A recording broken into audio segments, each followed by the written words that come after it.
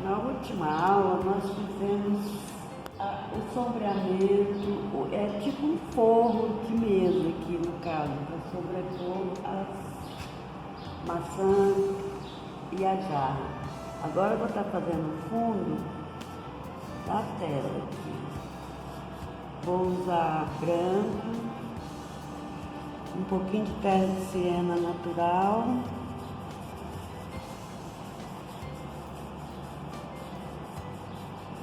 Vou fazer a divisa aqui da mesa para, no caso aqui seria uma parede, né? Vou fazer o fundo.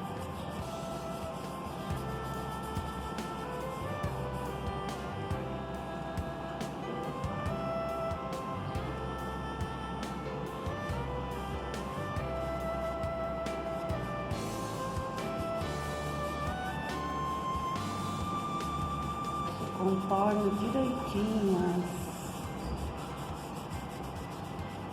os riscos para depois não ficar difícil.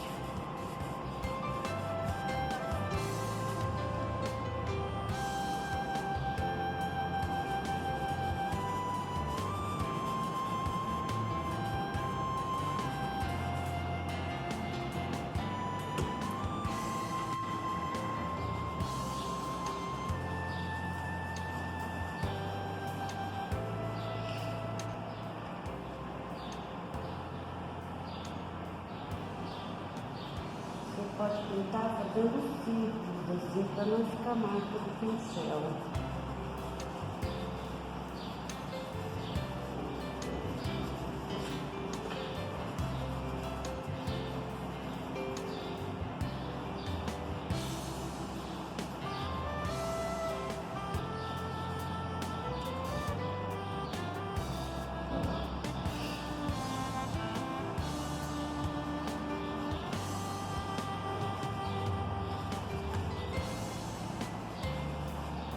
E aqui em cima você vai acrescentando branco para dar uma luz.